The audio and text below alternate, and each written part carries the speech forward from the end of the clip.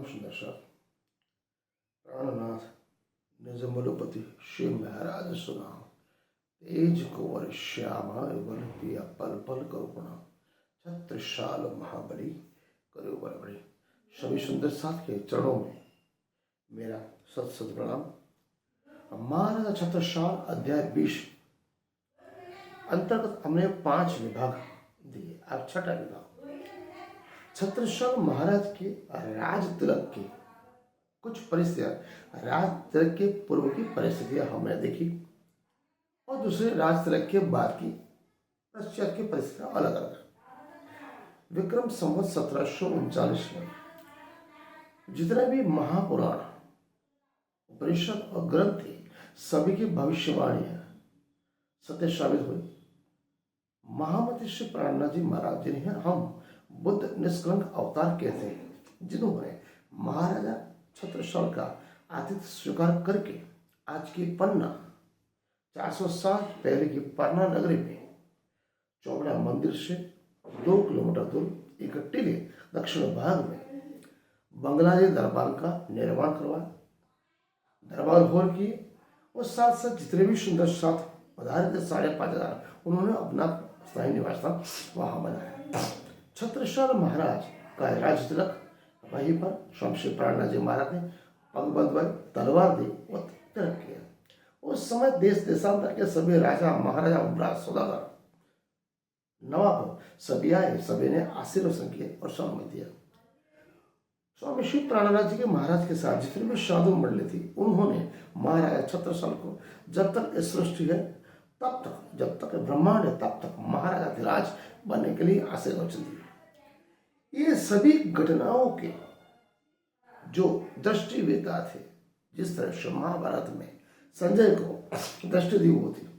आप देखिए पूर्व काल में महाराजा छत्रसाल जब छोटे थे, बालक थे, चौराहा मंदिर में राम और कृष्ण लक्ष्मण के साथ युद्ध खेलते थे, संगीत नृत्य करते थे, उनकी दृष्टा सीता माता थी। उसी प्रकार जब 1740 में महाराजा छत्रसाल को तिलक किया, राज तिलक किया, उस सभी घटनाओं के साक्ष्य एकमात्र एक स्वामी श्री लालदास महाराज ने से, जो पोरबंदर के वर्ती थे, स्वामी श्री प्राणनाथ जी के अनिष्ट शिष्य थे, परम शिष्य थे। ये सभी राज तिलक की पूर्व परिस्थितियां और राज तिलक की पश्चात की सभी परिस्थितियां सभी के वो दृष्टावान थे। उन्होंने अपने स्वामी श्री प्राणनाथ महाराज के वितक ग्रंथ में ये सभी घटनाओं का विस्तार पूर्वक ब्यौरा दिया है।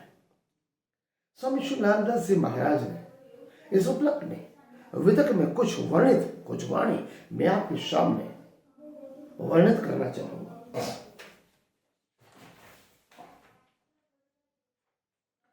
संवत 1740 पधारे परना में सेवा श्री महाराज करी, क्यों कहूं इन जुबा से, अपनो आप शब्द दियो और दियो सब साज, आरती निछावर करके कही धन धन दिन है आज। स्वामी श्री लालदास महाराज लिखते हैं, महाराजा छत्रसाल ने अपना तन मन धन राजकाज रानी और पुत्र सहित स्वामी श्री प्राणनाथ जी महाराज के चरणों में आवेदन कर दिया।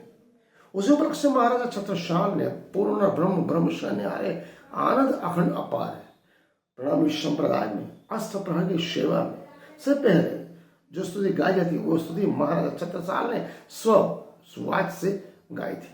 उसके बाद छत्रसाल जी बोलते हैं, यही टीका यही पावड़ो यही निछावर आए, श्री प्राणनाथ के चरण पर छत्ता बनी बढ़ जाए। पहले दाता हम भय गुरु को दिनो श्रेष्ठ, पीछे दाता गुरु भय सब कुछ कियो बख्शिश। महाराजा छत्रसाल का जब लाज तिलक हुआ उसे समझ के विदक में कुछ वर्णित वाणी है जो स्वामी श्री लालदास जी महाराज ने बड़े सुदृढ़ ढंग से हमें बताई हुई। आप सुनिए, विजया नंदन बुद्ध जी की ब्रह्म सृष्टि श्रीताज हाथ कुम छत्रसाल के दियो सो अपनो राय, साखी करके थाल से तिलक कराव राज स्वामी श्री प्राणनाथ जी महाराज ने थाली से छत्रसाल जी महाराज को तिलक करा। बाल माई छत्रसाल के कहीं आप बैठो, महाराज बोले आप महाराज से आप बैठिए। सकुंडल शोभा भाई परम धाम के ब्रह्म सृष्टि महाराजा छत्रसाल जो सकुंडल के अवतार है उनके लिए बोला, प्रकट भई पहचान, आपके अंदर की जो आत्मा है छत्रसाल सकुंडल उजागर हो चुकी है। छत्रसाल छत्र हुआ, छत्रसाल उसके बाद छत्ता हुए, छिबे समय सुल्तान उनके देख के, उनके विजय से, उनके शौर्य से, उनके धर्मपरायणता से हिंदुस्तान के मुगल सल्तनत के सभी सुल्तान छिपे फिरते थे। बजी बधाई नृत्य से करी आरती प्राण, सब जन सो महाराज जो करो प्रणाम प्रणाम। सभी सुंदर शाद राजा महाराजा नवाब सभी महाराजा छत्रसाल के आधीन हो गए। तत्कालीन ग्रंथ वृत्तावन मुक्ताली में इसकी पुष्टि किस प्रकार से लिखी हुई। महाराजा छत्रसाल का 1739 उनके 34वीं वर्षगांठ के उपलक्ष्य में उनको राज तिलक किया गया था, जो आज बंगलादेश दरबार में दक्षिण पे टीचर टोली में पन्ना रानूकी के मध्य में है। संवत 1743 मही करे महु मुलक में तहा, चित्रकूट तब सिजु आए राम जन्म नवमो सभी छाए। एक बरस तित रहे विचारे, करियो प्रकाश बहुत पारी, चित्रकूट ते परनाए पुरी अपनी छवि आए। 1745 लगते गाड़ियों साथ सफर सुन। अर्थात महाराजा छत्रसाल मोहम्मद श्री प्राणनाथ जी महाराज 1773 तक, जब महाराजा छत्रसाल ने जो सोचा कि 3-4 वर्ष तक उनको कुछ पता नहीं पड़ा है कि सुंदरसाल का भोजन का खर्च, आधे खर्च कौन दे रहा है। 4 साल के बाद जब उन्होंने देखा ये खर्च तो मेड़ता के राजा राम और जाजन जी भंडारी और कुछ उनके साथ उठा रहे, तो महाराजा छत्रसाल ने स्वामी श्री प्राणनाथ जी महाराज से आना लेके जलालपुर, पनवारी, राठी सभी राज्यों को जीता।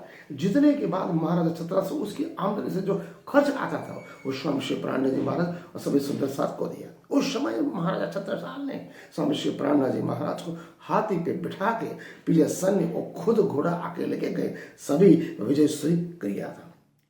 अब महाराजा छत्रसाल की दिग्विजय यात्रा समग्र बदलखंड और समग्र भरत भूमि पे चल रही थी। महाबाप श्री प्राणनाथ जी महाराज के पन्ना ने सेना के साथ जब प्रस्थान किया उस विक्रम संवत 43 से 1744 तक, रामनवमी के दिन चित्रकूट में आकर भक्त मंडली के साथ महाराजा छत्रसाल के गुरु मोहम्मद श्री प्राणनाथ जी महाराज चित्रकूट में 1 वर्ष तक रहे, 1745 तक वापस प्राणनाथ जी पन्ना है। इससे स्पष्ट है कि महाराजा छत्रसाल का राज्याभिषेक 1744 नहीं 1739 के 40 के बीच में, जब उनकी उम्र 34 वर्ष की थी, उस समय स्वामी श्री प्राणनाथ जी महाराज ने उनको राज तिलक करवाया था। ये सत्य सिद्ध है। ये सभी बातें, सभी घटना के प्रत्यक्षदर्शी हो तो महाराज छत्रसाल के परम मित्र स्वामी श्री प्राणनाथ जी महाराज के परम शिष्य स्वामी श्री लालदास जी महाराज थे।